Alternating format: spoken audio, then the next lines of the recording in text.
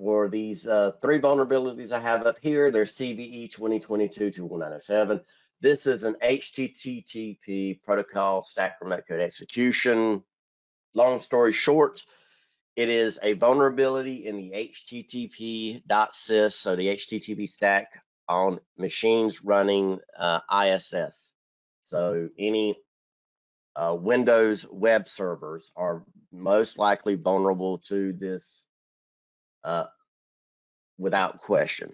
There is also a chance that you could have some workstations that are also susceptible to this vulnerability, because if they're running, any type of application or service that uses the http.sys, which can be quite a few.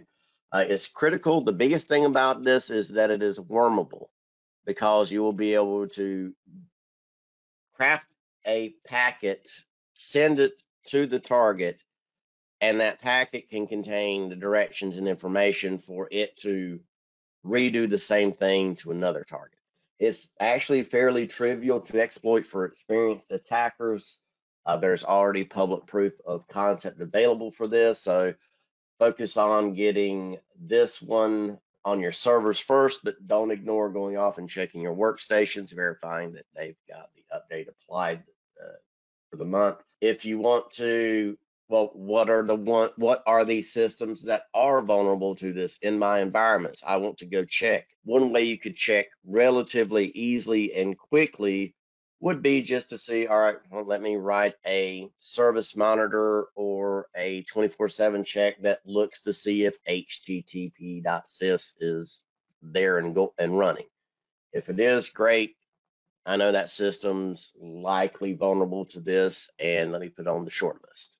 CVE 2022-21840 is a Microsoft Office remote code execution vulnerability. Again, this is not under active exploitation as of day before yesterday, but it's probably already under exploitation, because it's another one that's trivial to exploit for attackers. There's public proof of concept for it.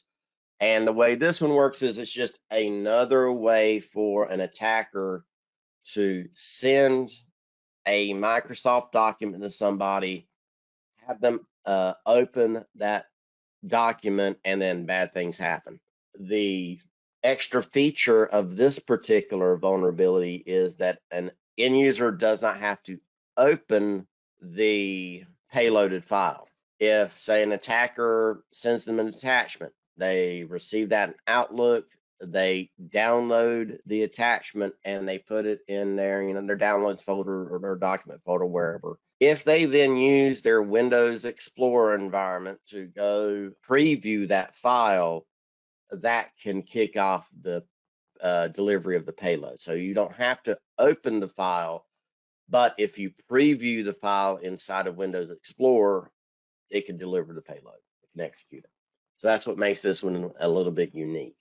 The CVE 2022-21846, this is a Microsoft Exchange server remote code execution. Again, marked as exploitation more likely, critical. This one is not as easy to exploit as the proxy shell or proxy logon attacks from a few months ago.